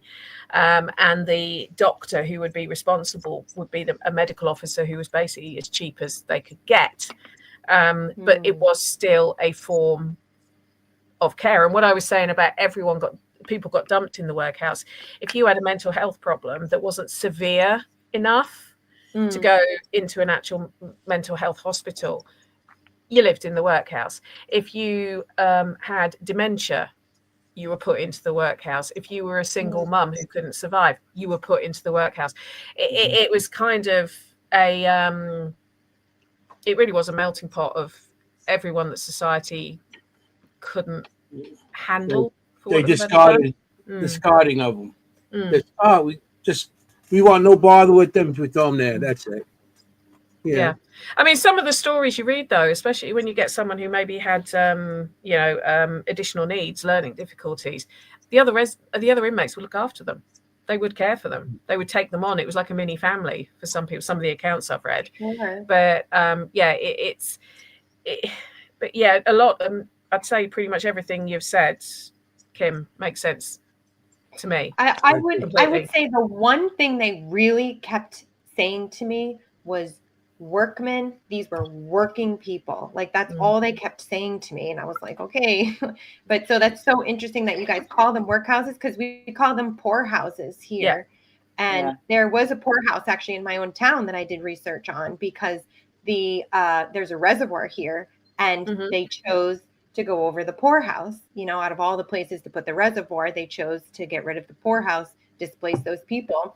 And there's actually graves underneath the reservoir that nobody talks about, nobody knows. But I was able to figure that out and bring that to light. So thanks, Penny, for, same thing, bringing light to a group in society that may not have had their voice really told, especially in the history books where they kind of like, wash over all of it or discolor it, or, so that's great. Thank you for bringing more. Yeah. No, you're welcome. I think the thing is, I mean, the problem is an awful lot of people that were in the workhouse were illiterate. So they couldn't actually tell you what their story was. And people tend to get a view of what the workhouse was like because of books like Oliver Twist. But if you actually look into what Dickens is talking about in there, he's actually mixing and matching the two worst aspects of the Victorian workhouse and what was the parish workhouse. And I'm sure that there was abuse in them. That any institution, even now, I mean, you look at schools, modern day schools, kids still get beaten, they still get bullied. It's a problem when you have a lot of people in a small area. It's unfortunately it's gonna. I'm not saying it's right, but you can also find lots of articles where they're trying to stop that in the workhouse. They were trying to make it run as smoothly as possible. Once it was found. I'm not condoning saying we should bring them back. That's right. But it's when you need to look at them with what the history of the time was. So when people go, oh my God, they were in the summer, they were expected to start work at 7:00 in the morning. They would have done if they were on the outside. They would have started work as early as possible. They would have done a 12-hour day and not thought twice about it, because that's what was required, the norm. Really. When people say, oh, they only ate meat 3 times a week. That's probably more than they would have eaten on the outside if they were that poor. They wouldn't have been able to afford it more than once a week if they were lucky. Yeah. So you have to look at what their life would have been like. Yes. I mean, you've got to bear in mind they didn't stop sending young boys down the mines until 1842. And we're thinking being separated from your husband or wife is the worst thing. I personally, I wouldn't. I mean, the thought of sending my 11-year-old down the mines. But I'm not saying they were a great place. I've just noticed someone's comment there about her grandfather, I think, was raised in a work farm. Really? No, they weren't fun places. But were there worse places they could end up? Yes. Yes. Yeah. Yes. Yes. Absolutely. In some cases, you were already in a worse situation. Yeah. In some cases, right, in the gutter. I Often mean, you were yeah. in a worse situation. Yeah. And it's like Tala, like you said, they said, okay, right now, lobotomy is not the standard of care right now. But at the time, occasionally people were helped by it, as barbaric as it sounds. And we had read about people who said the lobotomy actually helped me a great deal. I think, I mean, not that we condone it now, like you No. said, not that in today's world we look back and think, oh my gosh, how barbaric. But at the time, it helped some people. Well, I've recently done a talk on the history of the Victorian Asylum. I did it at the weekend at the event I was at, the Parameet Parakeet, the Parameet Parakeet, as everyone's calling it. That's funny. That's made me chuckle. The Parameet Parakeet. Parakeet. And yeah, I mean, obviously lobotomies didn't start coming in until the 1930s. But Right. when you look at the history of mental illness and how new a lot of the treatment is, and how, they unfortunately they are experimenting on humans to try and work out what works and what doesn't. Right. Insulin, electroshock, all that. Oh, insulin therapy, I find absolutely astounding Barbaric. that they thought that would work. Yeah. But ECT, they do still use ECT now, and for a lot of people it's incredibly helpful. Oh yeah, they do. They've mastered more how to use it than just using it as let's see what happens. And it's like, I mean, one of the therapies they used to do was putting you in a warm bath and leaving you there. How many of us chill out by lying in a warm bath with a book? I Kind of volunteer. helps, yeah. It's just how you do it. So it's, again, I'm not saying everything was great. There was some barbaric stuff, and there were people out. I won't even go into some of the stuff I found out when I was researching for this talk. But a lot of it was people there were an awful lot of people who were in the workhouse, especially towards the end of the 19th century, who were trying to help, who would, they wanted people to leave. They didn't want them there. You tend to find, when I've looked at census records, the ones who are there long term normally are either elderly or they have some kind of disability. Yeah. So it would be and interestingly enough, I mean, saying that this lady here, Mary Beth, who's talking about her grandfather, thank you so much for sharing that. It's interesting when there's, like I say, there's not many books written from someone who's lived in a workhouse, because a lot of them would have been illiterate. There's a couple. And it's quite interesting when you read it from a child's perspective, being left at the workhouse steps. It was like the worst thing possible. Their life was over, blah, blah, blah. There's a book called Indoor Paupers by one of them that's written by, I think he was in his early 60s, and he was in a London workhouse. And he basically says, reality, it's not a nice place. You have to have your wits about you. But if I wasn't here, I'd be dead. And and it's interesting. So I think the child can't see what they're being kind of saved from in a way, because their perspective is different. And I mean, I can't imagine the trauma of, during the Depression, your mum saying, I can't look after you anymore. I'm going to leave you here. I mean, the trauma from that would be unmeasurable, really, wouldn't it? I would have thought. But yeah, it's. Sure. I say I don't think they would. I wouldn't want to bring them back, and I wouldn't. But it's when I look at history, I don't know about you guys, but when I look at history, look at what society was like at the time, and even though we don't agree with it now, right? There's reasons why they did stuff the way they did, especially stuff like that. I know in America when they used to have a lot of children, so they could have help, and if a child died, he just died. It was like, not today. Your child, you just, it's hard for us because we can't understand that. But back then, they used to have children, and then I know out in Long Island over here, they got a place, Old Bethpage, and it's like it's a village that they brought all the old houses to.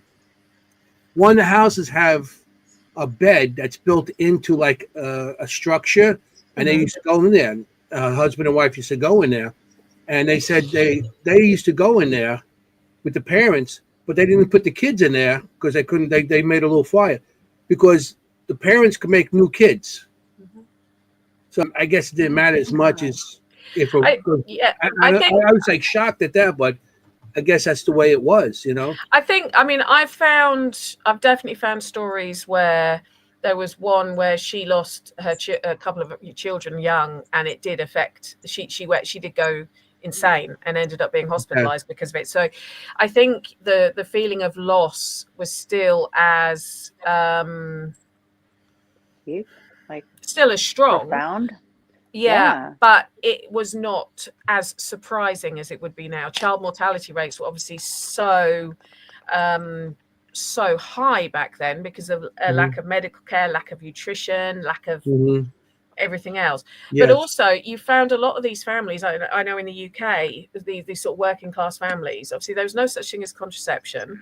So, you know, women were falling pregnant year on, year out.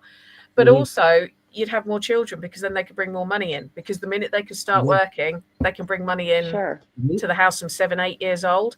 And that was another reason that a lot of them would have big families, is because they could bring the money in to the house, which was why when some of the schooling things started, like I talk about in Paranormal Playtime, it was such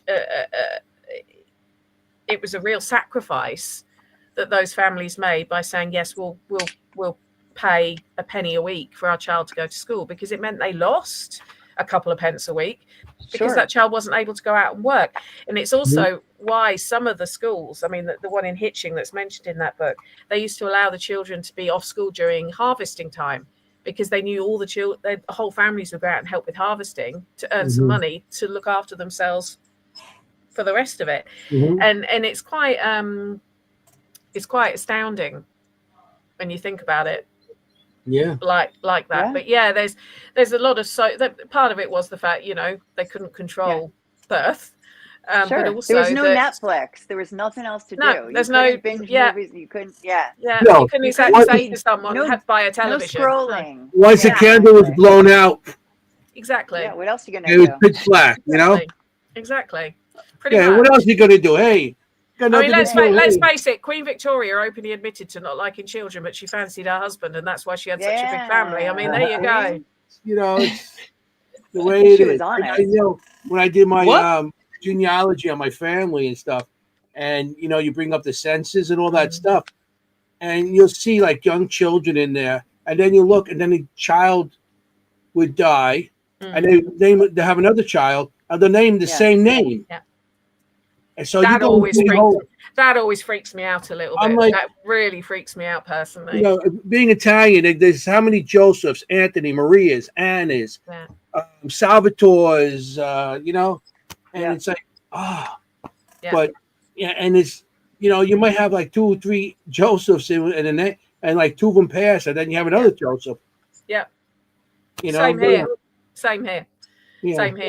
It can get quite confusing when you're doing that research as well, because you're thinking, hang on, that one's saying it was born in, I don't know, 1857, but the other one was born in 1849. Why is that? They got the same name, and then you realize that there's going to be a death certificate somewhere for the one that was born in 1840. It was a very common thing to name after another name. They would also sometimes say, I'm just reading the comments as we're talking. There was also sometimes they would only name a child so they could get it christened just before it died. So that there's a lot of things they would save up to pay for the baptism. So if a child was going to pass away as well, and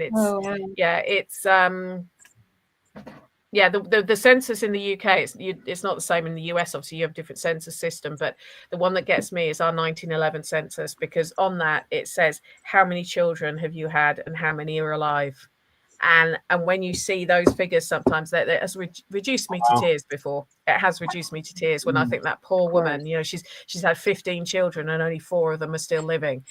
Things like that really gets me.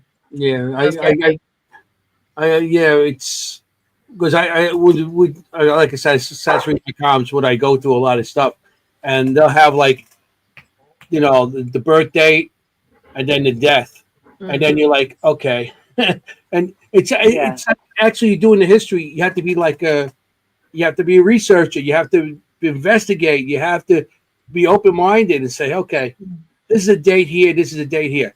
All right. And then you have to try to match the dates. Yeah. And it's like, okay, because I know the census here, you know, they changed my name when they got here. My last name was Schiminelli, SCIM. And they took the C out. But then they put it in some, they really screwed me up a little bit into what the name is now. So I had a hard time when my family came over. I was looking up Simonelli. And then I heard in my family, maybe, you know, there was a Schiminelli name, and there was Schiminelli. I'm like, so I'm going to go with that. And then I found that my family came over on the Sicilian Princess. And in 1909. So I found it, and then I found my grandfather, and his name was Giuseppe then. Now it's Joseph here, and his brother Giovanni, and now it's John. So, you know, you have the switching over. Yeah, and it's like you have to be like a detective. A detective a little bit. Yeah, you have to try to match everything like a puzzle. Oh, but it's fun. It is fun. So fun. I enjoy it, and I still do that. Anthony's very good at that kind of thinking. Yeah, he's very, very good at that. I have to compliment him on that. Yeah, I do enjoy the detective side of it all. Yeah, yes. I took a lot of critical thinking courses with my union. I started in '86 to 2002. So every year I took Kim has been known to be, I got the death certificate. Woo-hoo! Yeah. Like, oh yeah. Like, I got it. I get that when it comes in the mail. I'm like, well, now it comes in emails, but that's all right. It's exciting. Which book was your favorite to research, or like what was your favorite place, or like what's a bucket list place that you want to? Oh, but that's 3 questions in a row. We just threw at you. Yeah, no, I just when anyone asks me which is my favorite book, I say it's like ask me to tell you my favorite child, and then I always get that everyone's got a favorite child. Come on, yeah. But you won't get in trouble for saying it. Yeah, the books won't turn on me. I think my favorite is still the second one I ever wrote, A Haunted Experiment, because it was such a different. It came to me while I was just finishing my haunted history, and I didn't even think I'd write one book, let alone get an idea for a second. I had the idea. Well, I was doing a photo shoot for Women in the Paranormal, never having done anything like that before. And I was listening to some other women talking about various experiments. And I was like, where did it come from? What's the history of that experiment? And they didn't know. And I just thought, wouldn't it be cool to write a book that rather than tell people how to do an experiment, to look at some of the background, again, to raise questions. Like people go, oh, okay, so who was this Radave guy? You know, all of that. And then I thought, and that's where that one came from. So you've got the history of 4 different experiments, some more modern than others. You've got the history of the 4 locations, and then you've got, I carry out the experiments in these 4 locations. And one of those locations, locations is a place called RAF Tibenham, which was again in Norfolk, near where I grew up. It was a US Air Force bomber base in World War II. I love aeroplanes. I'm an aeroplane geek. It was where the actor Jimmy Stewart flew from for a lot of his World War II career, and never been investigated. And my dad's flown from there for decades, because it's now gliders and light aircraft, and he got approval for me and a few others to do an investigation there for that book. Awesome. So that was kind of, and it's somewhere I'd been visiting since I was like 3 years old. So, and I'd always sensed something there. I'd always felt, but I'd never taken like a psychic there with me to see if I was just making stuff up. And what was interesting that we did actually then, about 6 months later, we did a full-blown public investigation there for them to raise money to fix the runways, because the runways are the only thing still standing from when it was a US Air Force base.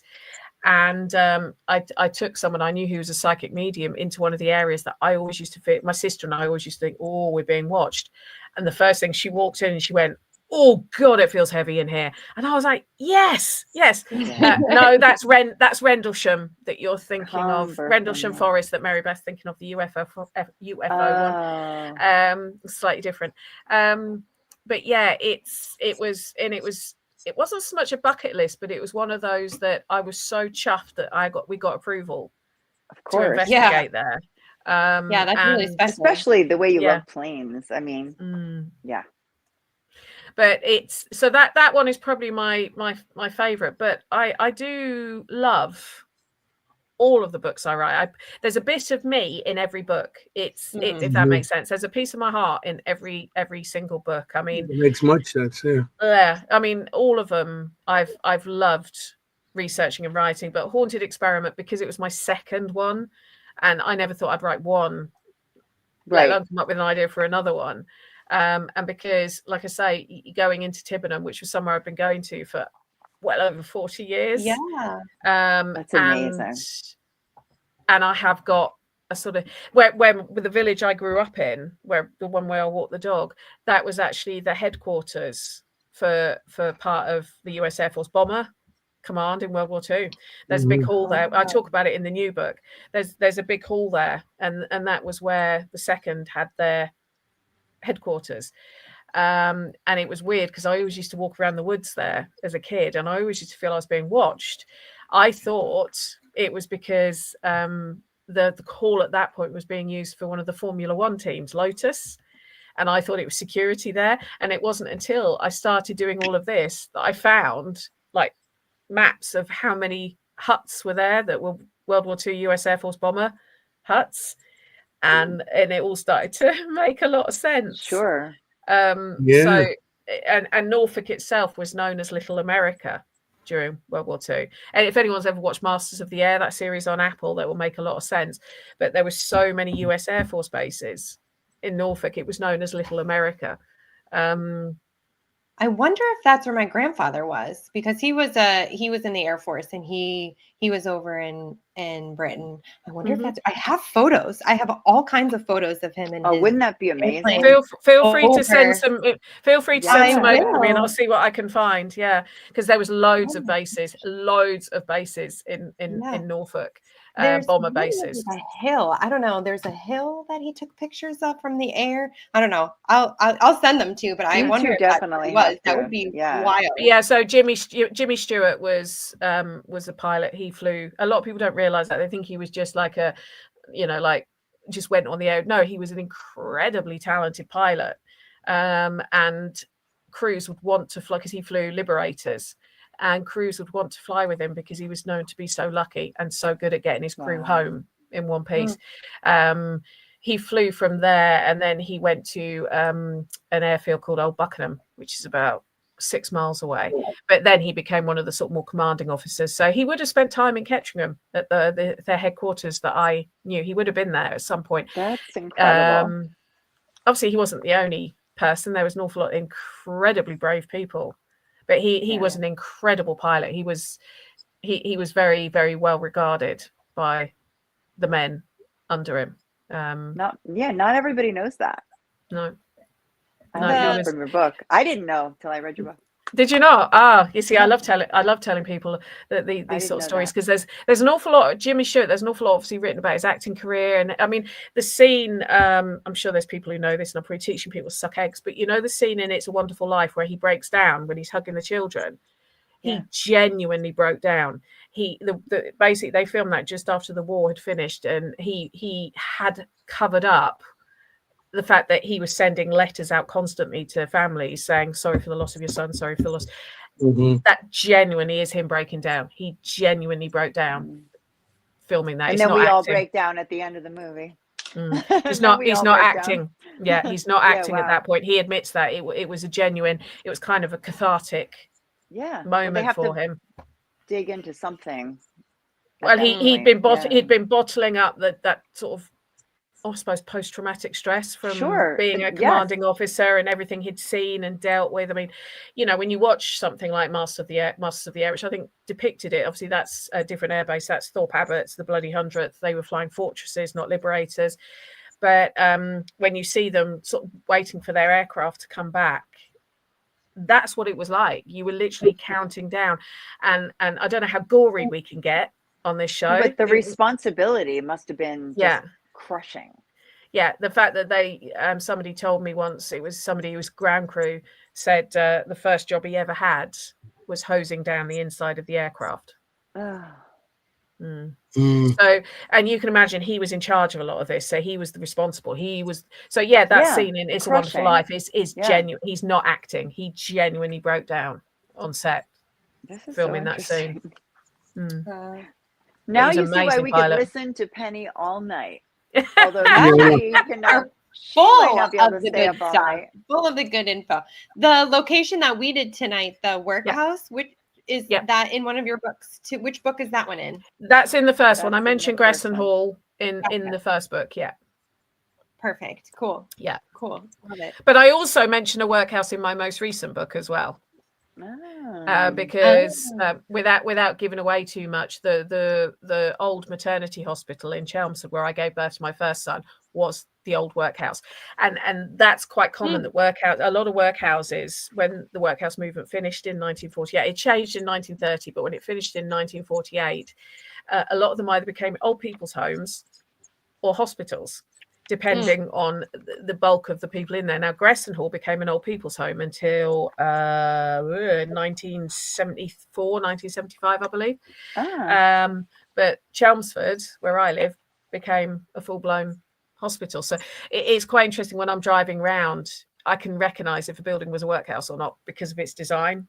And you normally you can find out what it became after 1948. And like I say, a lot of them, depending on the I suppose the bulk of the people who are in there. If the bulk of the people who were in there were needing it for the hospital start, it became a hospital. If the bulk of them were elderly, and that's why it was like an old people's home, for want of a better term, that's what it became for quite a long time. Love it. That's awesome. Gosh, we didn't even talk about the school yet. No, we didn't talk about the school. I know, it's like we're running out of time too. I know. Yeah, I know. Yeah. Well, all I will say is the cover of the school's book, if you want to hold it up again for me, Jenny. Yeah. The two children on the front, those are my sons. They modelled for me for that cover. Yeah. And they didn't even charge me. I didn't even have to sign a contract or anything. No, they don't get royalties for this. No, no royalties. There's no copyrights or anything. That's so cute. No, but the rule is I have to tell everyone that's them because they're quite excited that. I mean, that's a good few years ago. I brought that one out, but I was going to say they're young here. Yeah, they are. Yeah, so that would have been 20. That came out COVID. That's when that one came out because I hadn't even written a haunted experiment when I was asked to the school that one's about. We could talk about that another time. Yeah, the school that one was. Back. Yeah. Oh God. We planned it that way. Yeah. Well, you're gonna get me. She's like, I'm so tired. Maybe we record that during the day. I don't mind as long as you give me fair warning. And if it's school holidays, it's great because I don't have to get up at 6:30 to get the kids up for school. That works. Oh God. Good. What was I going to say? Yeah. So I can't remember what I was going to say now about that. Sorry. One. Oh yes, I know. So I was doing an investigation there, and the group I was with were telling the manager of the museum, "Oh, Penny's a really good writer. This is her book. Blah blah blah." And he was like, "Well, we're looking to have someone write a book like that. But here, would you be interested to write the book because it's our 25th anniversary of being a museum?" And this was just before. This would have been was COVID? We shut down March 2020, so this would have possibly been October, November 2019. They asked me, and I said, well, I've just got this other one I'm trying to finish. Once I've done that, be happy to. And we had all these plans for all these investigations, visits to the archives, and then COVID struck, but they still wanted the book. So it was quite an interesting one to try and put together remotely. They did end up opening up the museum for me to go in on my own to do daytime investigations, which still produced activity, I'm telling you. Of course, we love daytime investigations. We talk about that all the time here. Yeah, we love daytime. The all-time British Schools Museum, if anybody's interested. Yeah, we want to know how to get your books, anything you want to advertise, anything you want to promote, Well, firstly, I do want to say thank you to everyone who voted for me to win this. Yes, I am still. It's the top paranormal personality of there's a Paracon in the UK called Parameet, not Parakeet. Parameet. And it's run by someone who's nicknamed the Godfather. That's nice, thank you. The godfather of the paranormal in the UK. He runs a place called the Haunted Antiques Paranormal Research Centre, Mr. Neil Packer. And he runs an event. And this year, the awards, one of the awards was Parameet Personality of the Year. And I got nominated. I was completely shocked. I didn't expect to be. And I did post on my Haunted Histories Facebook page where you can keep up with me. I won. She won. Congratulations. You won it. Yeah. Which I didn't expect to. Nice. Congratulations. Wait, show it again. Show your award again, please. Look at this. So cute. I voted. love it. Really It's cool. like better. My It's better ghosty. than an Oscar. Much I better think than so. an Oscar. I think so. But what was even better is, and this was something I observed, when you look at a lot of the paranormal shows on telly, they're all men, aren't they, running them? You might have one woman, like token woman. Yeah. I think the awards that were given out that night, 70% were won by women. So Fantastic. Woo! girl Bethany, power. close In your fact, eyes. the table I was sat on, one of my girlfriends, good girlfriends to one side won an award, another girlfriend to the other side won 2 awards, and the 3 of us sitting there with 4 awards in front of us thinking, yeah, Heck we've done it. Yeah. You're like, Represent. What was I going to Great. say? So yes, so I admit to crying.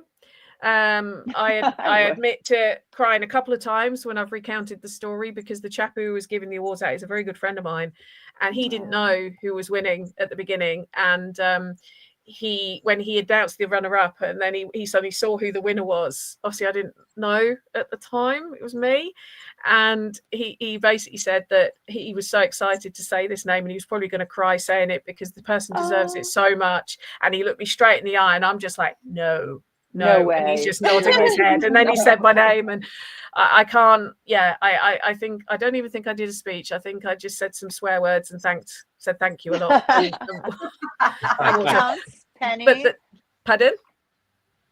That counts as a speech. Well, yeah, but I'm kind of known for swearing, so it was fitting. And that's why you and I get along so well. I And think when I'm worse than you, Anthony.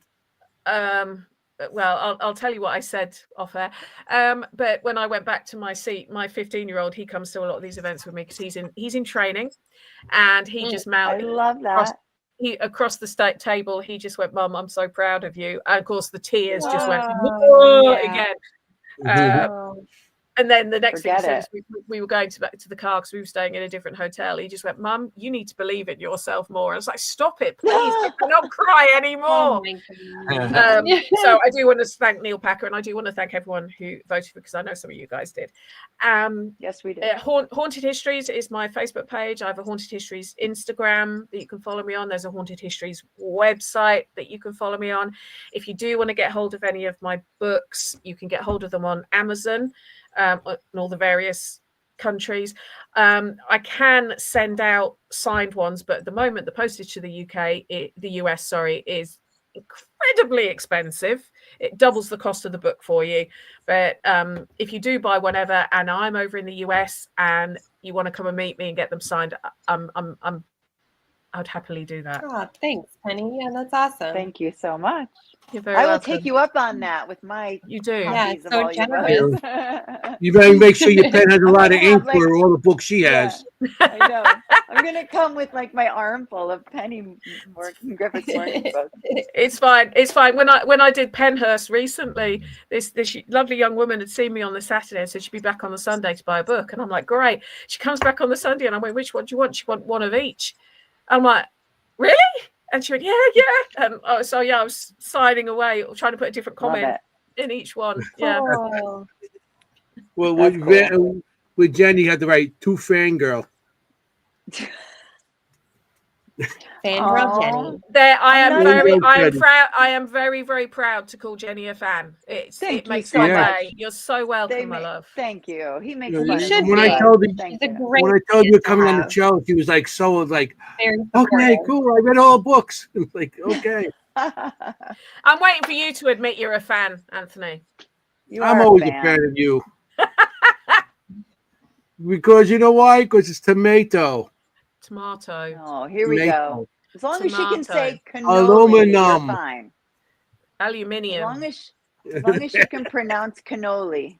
Yeah, cannoli. Drink, baby, by drink. Cannoli. Oh. No more Cannoli. water I didn't left. say much tonight, so we got to say a couple of cannoli, cannoli, cannoli, cannoli. Cannoli. Yeah. It's like shots. I have one drop. Cannoli. I have a drop of Cannoli. water. Hit the bottom of the cup. Get it out of there. So, That's funny. So I where will just you wanna- be coming up? Like, do you have any events coming up? Paracon, something like? Where can people meet you? Not coming up at the moment. I'm deliberately taking some time out to start working on the Good next for you. book. And you have Festival of the Unexplained in September. I'm not doing it this year Okay. because it's on the weekend on my son's 16th. And Well, whilst I'm sure he'll want to be out with his mates and won't want to spend time with his old mum and dad, I want to be out, I don't be know around. about that. I want to be around for Yeah. his 16th. Okay. So I won't be doing it this year, but there's some really very cool. I mean, Ron and Lourdes are going to be there. How much cooler do Go you see need? Ron and Lourdes. yeah.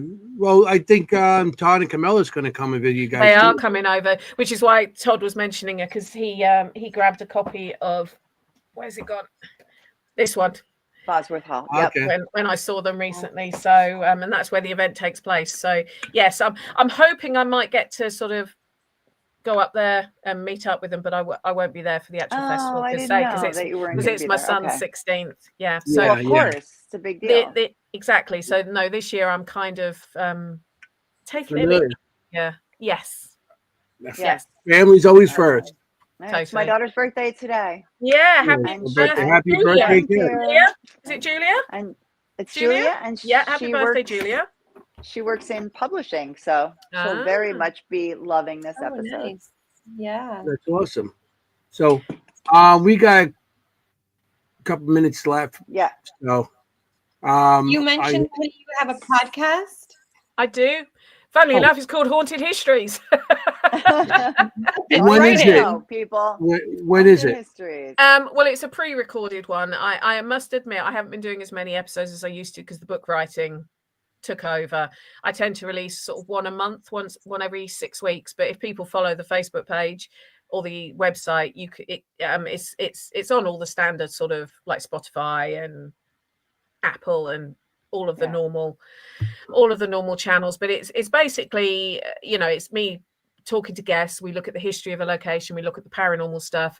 The whole reason I started it was I was very frustrated with people making up history to suit their narrative. Drives me nuts. And so I started the podcast it was before the first book, so 8-9 years ago. But I'll be honest, the books have taken off more, and the research for each podcast. So I don't do as many. I used to do it weekly, but now it's probably every 5 or 6 weeks I launch one. And it's a chance for me to talk history and paranormal with people. That's awesome. We get that. We like definitely get that. Yeah. We try to do that every week. Mm-hmm. So we love it. I'm gonna have to. We're gonna have to end this, guys. I hate ending this. I really do. I hate ending it. We go another hour or two. Penny, you can watch the sun come up by you. We'll just stay on all Thank night. you for coming on the show. Yeah, thank you for you're staying very up until 3 a.m. Yeah, with us. It's been I've really enjoyed it, and I've enjoyed meeting everyone in the chat room, and thank people for telling their stories. And it's fascinating. Yeah, we've got great viewers. We do have a very loyal and great audience. Yeah. Yeah, I want to thank the audience for staying with us tonight. Thank you for being with us. We had a lot of people. Benny, thank you again. This was awesome. Yeah, and you stayed with us. And we enjoyed all your talking, especially Fangirl. Jennie. So yes. We really enjoyed it. And we're going to definitely have you back if you could stay up one night and late again. Oh, please. We got to do it off season with school. So when school holidays, it works because I don't have to get up at 6:30 to get kids ready for school. Yeah. I know. Otherwise, that would be impossible. Yeah. I We'll have the thank you coffee. again for the audience. We do have to end. I hate ending this thing. I know. So we had a good time. Thank you for everybody for showing and being here. Thank you again, Penny. They all love you, and I think you're gonna have some books. People are gonna start ordering some more of your books. Because Jenny's the best reviewer here for them. And I want to say to everybody, you know, you got to be safe out there. You want to look for ghosts. You don't want to be a ghost. Remember, forget about it. Ciao, familia. Good night. Good night. Good night. You mad at me or something? I don't know. Did you do something to make me mad? Because then I am. But if you didn't, then I am not. I didn't do anything. Then I am not mad.